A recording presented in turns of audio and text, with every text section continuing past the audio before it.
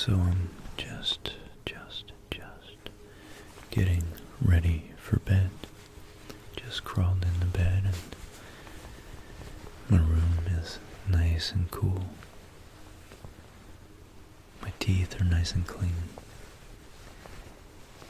And so am I.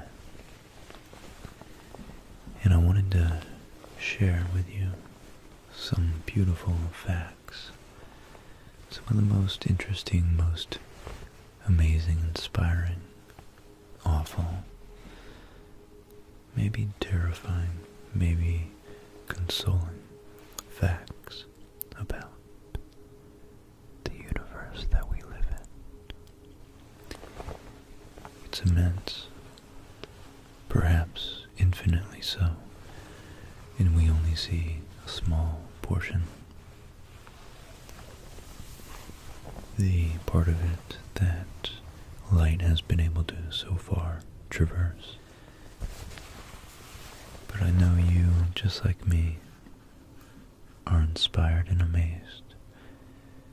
And let's just zone out and let's put aside any worries of the day tonight.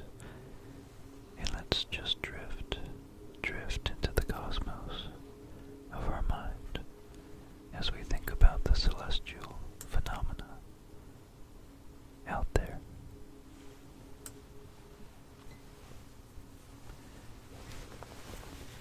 Speaking of out there, every single time you look into the night sky, you are looking back in time.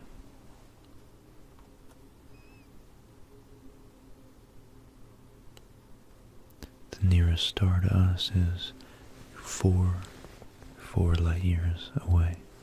So that's 4 years into the past.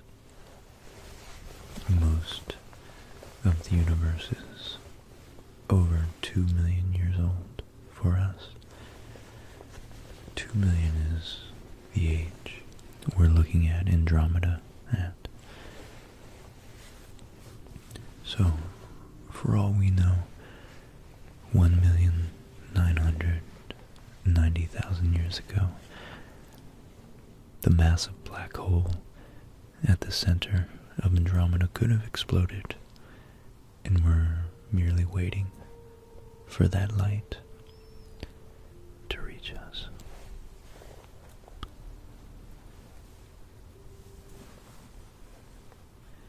And in fact, using the miracle of science, the really atypical invention of science 500-600 years ago,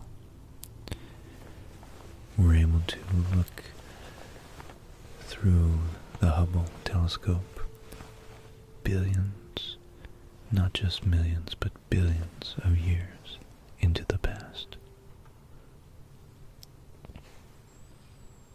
And if we look far enough back,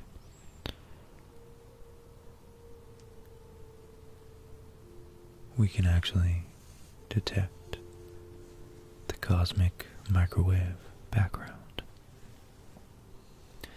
After the Big Bang, the universe was unimaginably hot. So hot that protons, individual protons and neutrons that make up the nuclei of atoms, hadn't even cooled and coalesced. So this cosmic microwave background was from when the universe still hadn't recombined all of its subatomic particles. It was actually a hot plasma, a white, dense, hot plasma. This plasma was filled with a uniform glow. was like a white hot fog. And as the universe expanded, both the plasma and the radiation filling it grew colder.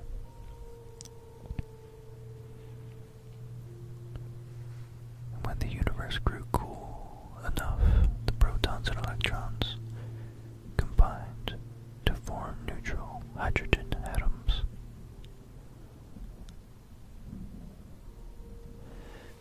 But unlike the uncombined protons and electrons, these newly conceived atoms could not absorb the thermal radiation, and so the universe became transparent instead of an opaque fog.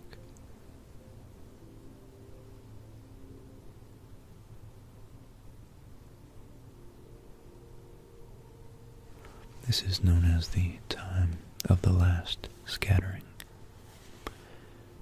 and it actually appears on our old CRT television sets when it's tuned to a dead channel.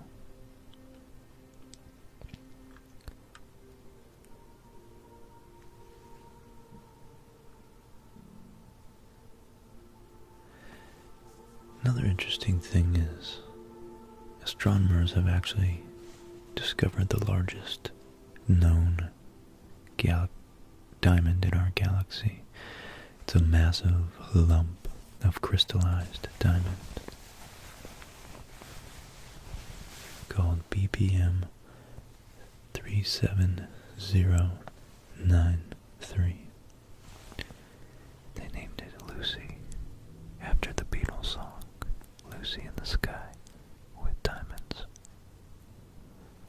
It's found 50 light years away in the constellation Centaurus.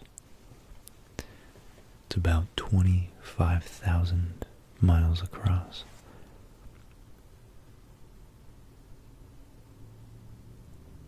So it's actually much larger than Earth. And it weighs in at 10 billion trillion carats.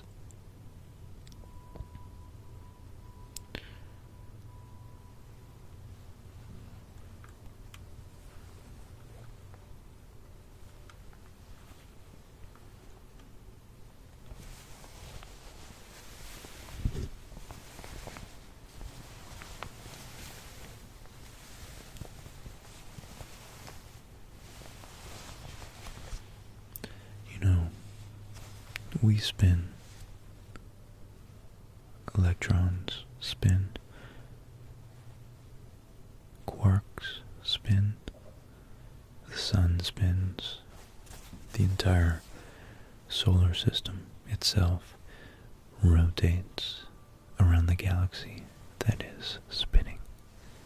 But the fastest, the absolute fastest thing in the universe that spins are neutron stars. And pulsars are actually a particular type of neutron star that emits a beam of radiation which can be observed as a pulse of light as the star spins. For a long time, astronomers thought that these were actually artificial beacons,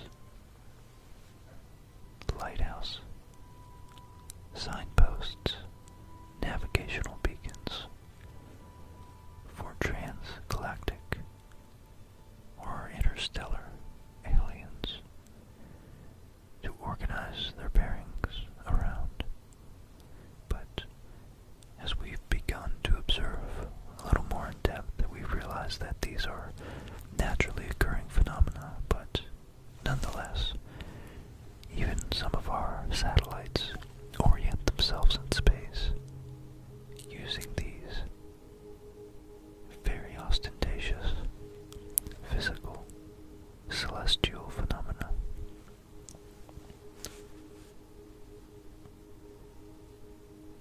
In fact, the fastest spinning of these pulsars, which has on its equator spinning at 24% of the speed of light. God, that translates to 70,000 kilometers per second.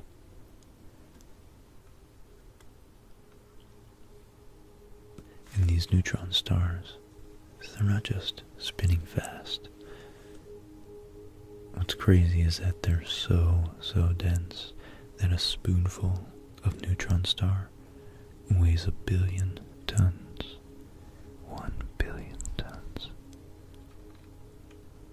And speaking of dense objects, perhaps in the future we would be able to make black holes and then slowly absorb the Hawking radiation given off from it. If we were to collapse the entire mass of our Earth down to about the size of a marble, it would collapse in on itself eventually to become a black hole. One thing that's really, really cool to observe if you're lucky enough to be somewhere without light pollution is that the Andromeda Galaxy, the closest large comparable sized galaxy to our Milky Way, is actually 6 times larger than the moon in the night sky from our vantage point. 6 times larger than the moon, than the full moon. And it's still 2 million years away.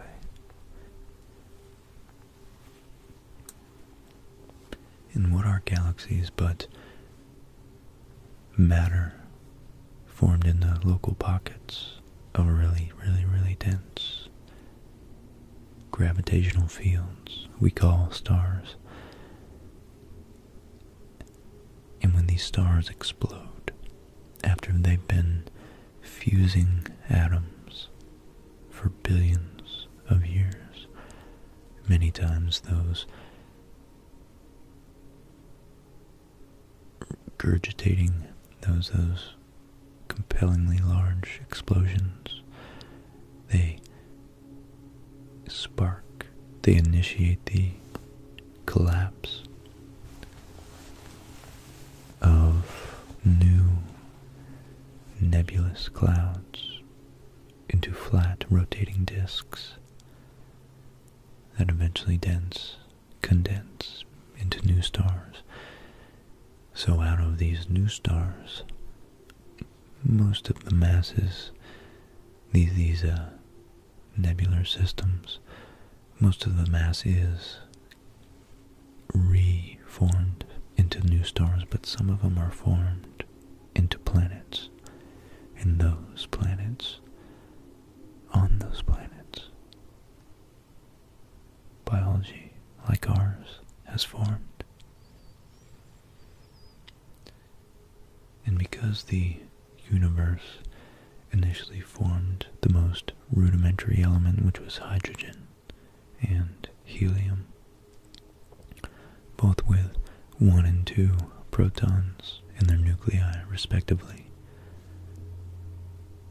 all the other matter, carbon, oxygen, iron, phosphorus, potassium, all the larger ones, everything else was created in those stellar explosions, either nova or supernova. And therefore 90% of our mass is in fact stardust, because all the elements, except for hydrogen and helium, are created in stars from being fused. I think that's fantastic. And the 10% of our body that isn't star stuff is the most ancient 14 billion year old elements that were first coalesced after the universe cooled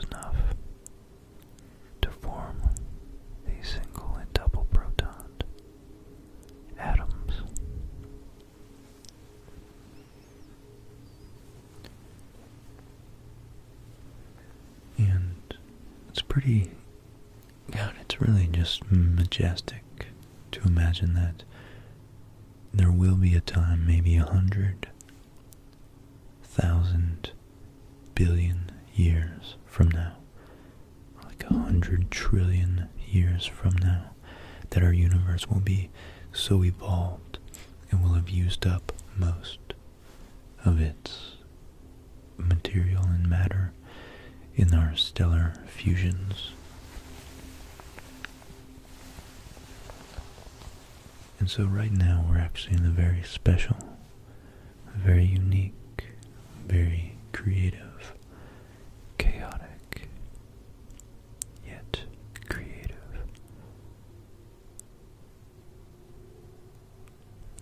point of the universe. Stars are being formed every day, and some astronomers' best estimates say that nearly 270 million stars are created every single day. Every single day.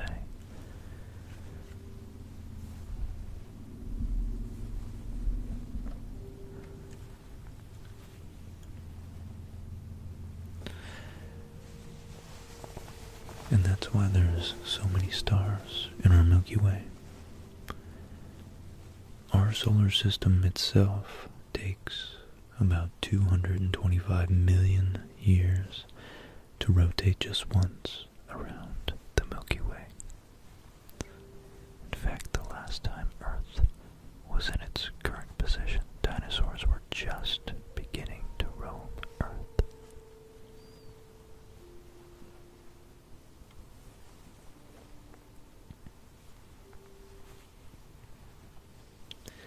We always try to lump a lot of the dinosaurs together because the geological timescales are so immense, so hard to fathom and differentiate 20 million from 200 million years. But in fact, the time difference between the great Tyrannosaurus rex and the plate-backed, horn-tailed Stegosaurus is actually greater than the time difference between the Tyrannosaurus rex and now. So these two animals never actually lived together.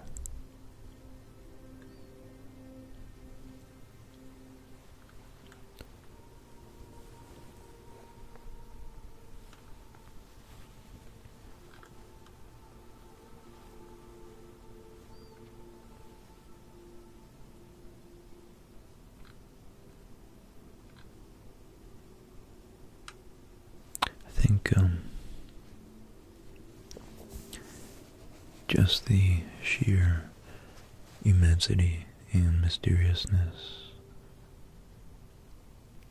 of our cosmic environment, both far and near, is enough to keep us going for days. But if we turn it into ourselves and our biology on Earth, so many just humbling, profound facts as well, such as there are more bacteria that live and work in 1 linear centimeter of your lower colon than all humans who have ever lived on Earth.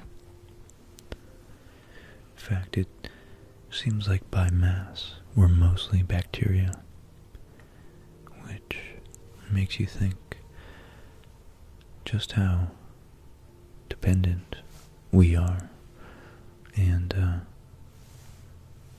just how complex our biological and biochemical structures are.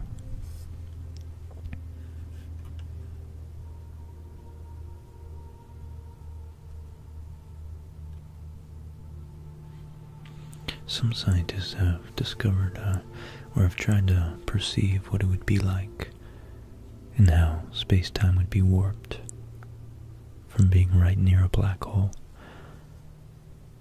And it turns out that if you could look out from inside a black hole, you would be able to not only see the entire universe in one small patch of sky, but you would also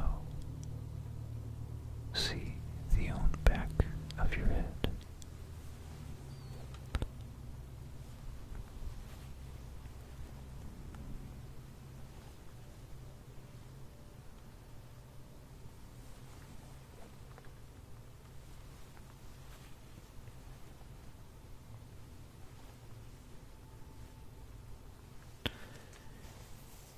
You know, another interesting thing about our Earth is that its rotation is slowing at a rate approximately 17 milliseconds a century.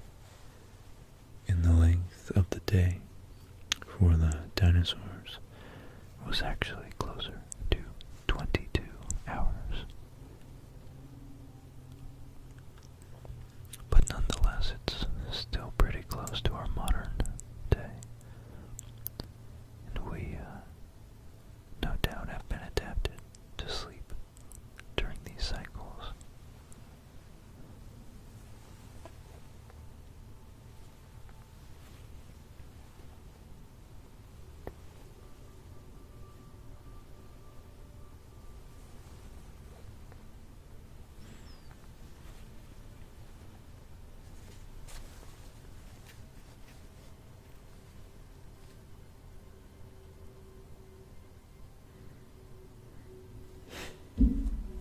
Here's a fact. A funny fact about time. If we had a sufficiently powerful and precise telescope to be able to look at a mirror placed not 4 light years away like our nearest star, but 22 light years away,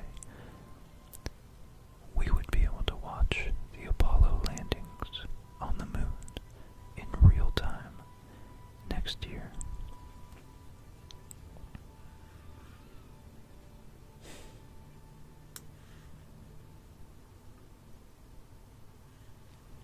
Sorry, in 2014. That would have been 44 years after the 1969 moon landing.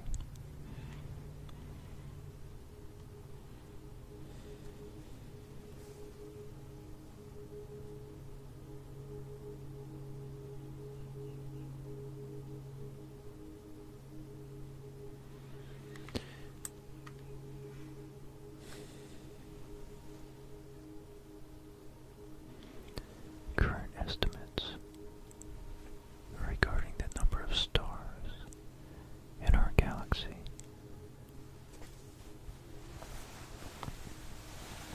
are up to 4 billion stars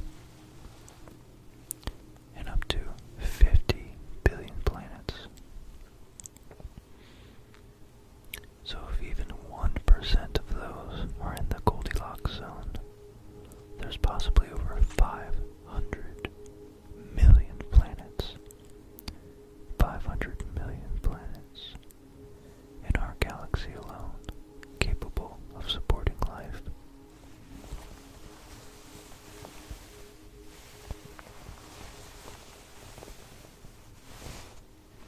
I think that's just so, God, that's so profound.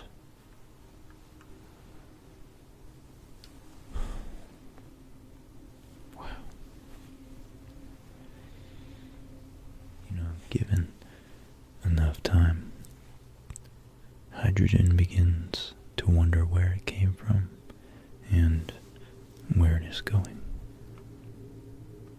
I love that.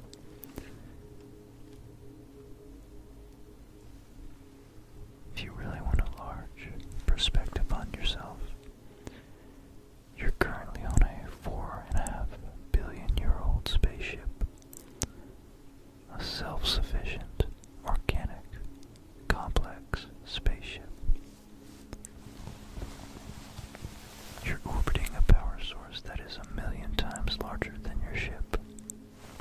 I think our consciousness was developed out of a sense, an urgency, a need to filter out extraneous information.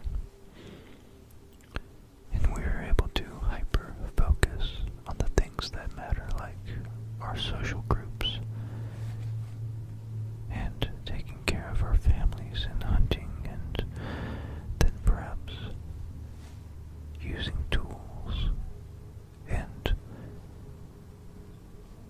the abstract concept of tools slowly evolved. All that's to say that we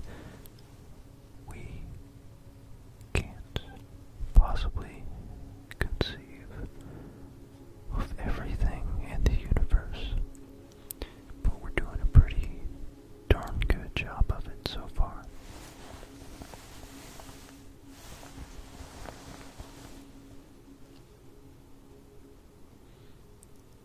And I think the fact that there are 170 billion galaxies in the observable universe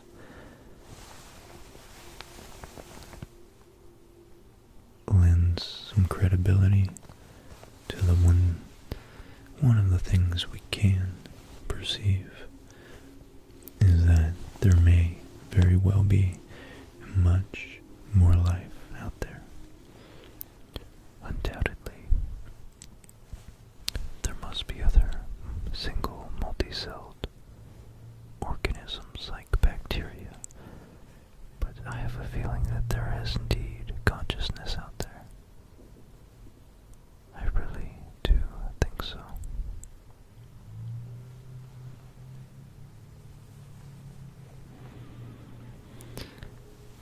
Because the universe, as entropic as it is, gravity is counteracting the entropy and coalescing matter, joining it together. And there's very interesting things like our brains that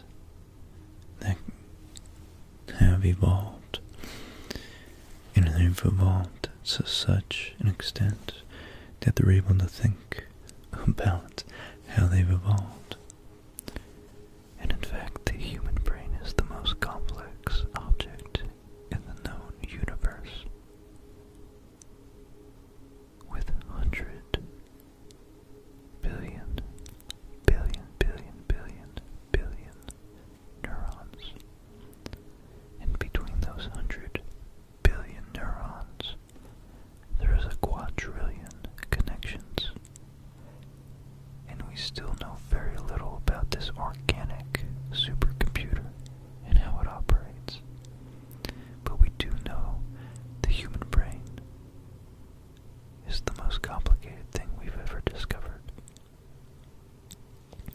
It gives us the power to form language and culture and consciousness and the idea of self and the ability to learn, sleep, dream about what we've learned. And during our dreams, it automatically, I suppose with the help of some of our subliminal conscious actions and decisions we make in dreams, helps us filter out and sift through and sort and organize the day's events to retain all the valuable lessons learned and information gained, and discard all the trivial, superfluous nonsense that we don't need tomorrow. And we even have an inbuilt model of gravity, which is pretty useful.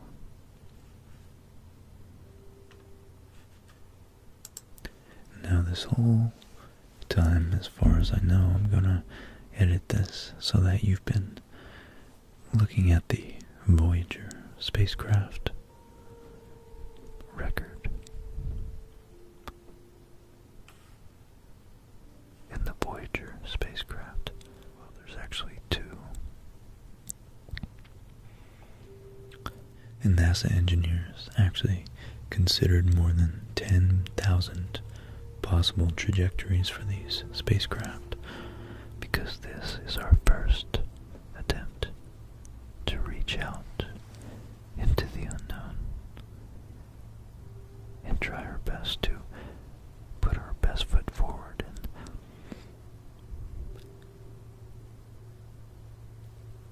extend a welcome hand to any intelligent life that may stumble across it. So the NASA engineers decided to do as many things simultaneously with this profound mission, which extended our culture to the stars, extended our culture all the way out into the galaxy. In our first attempt, the engineers needed to chart a precise course that would take the Voyager close to the planets, but not so close that the next leg of the journey was compromised. And actually, Voyager 1 was able to fly close enough to Saturn and Jupiter and still be propelled towards interstellar space.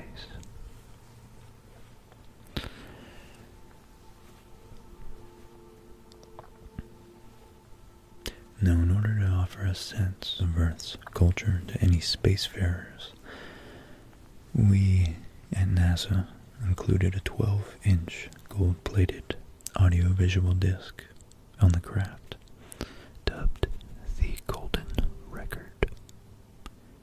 This disc contains a variety of content that was chosen by a committee chaired the late Carl Sagan. The disc includes photos and drawings, spoken greetings in many languages, and music, and other natural Earth sounds. For the convenience of any alien life form that discover the golden disc, NASA included a cartridge and needle for playback. However, the extraterrestrials will first have to figure out how to build a record player and a speaker. Including that technology would have added too much weight and bulk. So Anne Druyan, Carl Sagan's spouse, recalled that telling humanity's story was a sacred undertaking. She and Carl Sagan, in their group of, as she calls them, half a dozen very flawed human beings, had taken it upon themselves to represent humanity as a culture and as an aesthetic, to explain to anything that might be out there who and what we're all about. They arrived at the idea during a meeting of the American Astronomical Society in January of 1977. The Voyager probes would launch in late August, so representing the entirety of human achievement in a single recording would have had to be done quickly. So the group, as humans are wont to do, divided the labor. John Lomberg was in charge of assembling pictures of Earth. Timothy Ferris selected the music and Andrewian, the project's creative director, and later the co-writer of Cosmos, of course, oversaw the record's Sounds of Earth. Linda Salzman collected greetings from people around the world, and Sagan himself served as the liaison between them and NASA. The team set about researching, talking to historians and artists and ethnomusicologists. They reached out to political groups, documentarians. They recorded humans speaking, and among them, in perhaps the record's most iconic track, Sagan's young son saying, "Greetings from the children of planet Earth. Greetings from the children of planet Earth." The result was a time capsule that was, and still is somewhere out there in space, much more suggestive than summative. Humanity's cosmic mixtape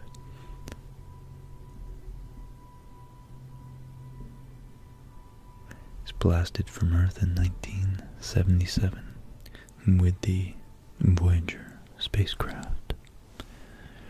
The record shares the tweetings of birds, the calls of humpback whales, and the hootings of chimpanzees.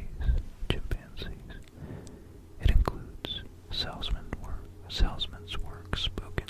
It includes Salzman's work spoken greetings of Earthlings rendered in 55 languages, starting with the Akkadian, spoken in Sumer about 6,000 years ago, and culminating with Wu, a modern Chinese dialect. And there's 90 minutes of music, including classical tunes from cultures around the globe.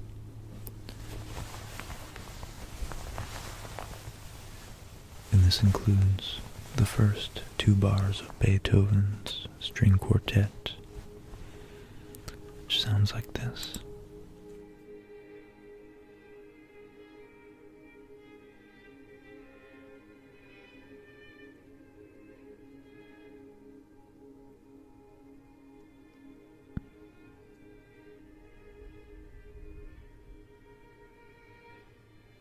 The first 2 bars of Beethoven's String Quartet number 13 in B flat. So the golden record is encased in a protective aluminum jacket, along with a cartridge and a needle. And both include symbolic instructions explaining the origin of the spacecraft and indicate how the record should be played. And ideally, the record is played at 16 2/3 revolutions per minute. The logic of all this is simple. It will be tens of thousands of years, if ever, before either Voyager can make a close approach to any planetary system that lies beyond our own. The spacecraft, as Carl Sagan puts it, will be encountered in the record player only if there are advanced spacefaring civilizations in interstellar space. So on the round circle, you can see it's actually binary code defining the proper speed. 3.6 seconds per rotation to turn the record. Each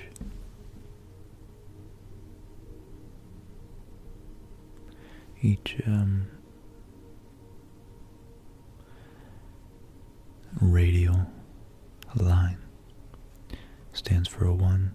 Each circumferential line, or horizontal looking line, stands for a 0.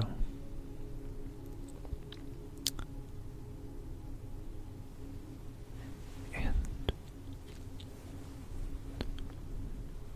the binary code to turn the record,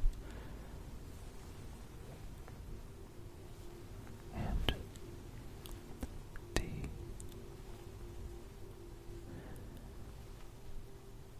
time period associated with the fundamental transition of the hydrogen atom is 0.70 times 10 to the negative 9th seconds is expressed. And there we can see the outline of the stylus to play the record as well. And just to be clear, they included an elevation view of the cartridge, a kind of profile view. And then, speaking of pulsars, as we did earlier, they actually used 14 different pulsars of known directions to triangulate, or whatever the word for 14 directions of alignment would be, our sun from them. The binary code actually defines the frequency of the pulsars. And then on the right, or the part I'm looking at, the one that looks more like a heartbeat diagram, whatever, the cardiac graph, is the general appearance of waveform of video signals found on the recording. And the binary code tells of the time scan about 8 milliseconds. And the triangular sawtooth waveform is the scan triggering. Then the video image in the top rectangle with a little bit of lines at the left and a smaller amount at the right is the video image frame showing direction of scan. In binary code indicates time of each scan sweep, 512 vertical lines per complete picture. And if properly decoded, the first image will appear as a circle. And then lastly, the little barbell at the bottom, 2 circles connected by a line, is the diagram that illustrates the 2 lowest states of the hydrogen atom. The vertical lines with the dots indicates the spin moments of the proton and electron. The transition time from one state to the other provides the fundamental clock reference used in all the cover diagrams and decoded pictures. So that's just really very cool, very simple, pretty quite brilliant actually, that they knew they could stick with a constant, something that's a constant across the entire universe, or at least that we have observed would be a constant in our galaxy. The fundamental time it takes for the hydrogen atom to transition from one electron configuration to the next least energetic state.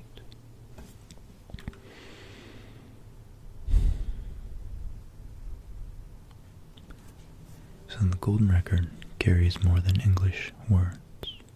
They carry our culture, and they carry the transcendent aspects of human existence. The art, the beauty, the ache, the joy. They offer what we have and what we are up to, and what we are to the cosmos. to anyone who might call the same space home. Jimmy Carter's soundbite put it nicely. This is a present from a small distant world, a token of our sounds, our science, our images, our music, our thoughts, and our feelings. We are attempting to survive our time so that we may live into yours. Wow, it's beautiful to speak, literally speak to the future. And I'm gonna leave it there. I don't think I could do any better than that. And I hope you guys are feeling nice and relaxed. I hope this really centered your sense of being and sense of self and sense of place and time and space. We are in a vast, mysterious cosmos, but we have each other and we have our history, and there's so much of it to explore and so many shelves of books to read through. As Nietzsche put it, the human life is packed with so much to explore that even hundreds of years still wouldn't yield boredom. And I think that's true. I think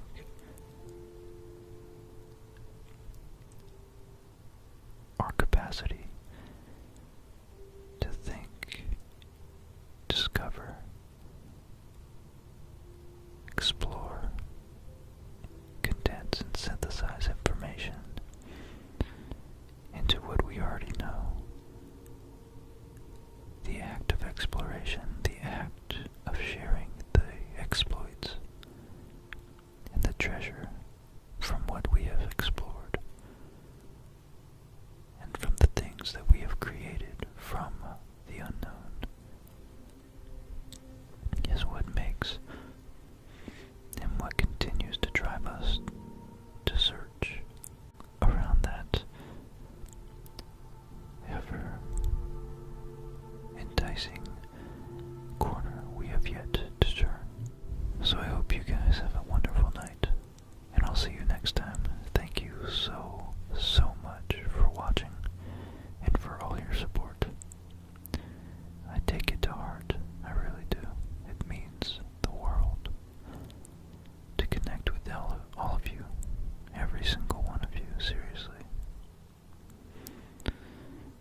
Thank you. Good night.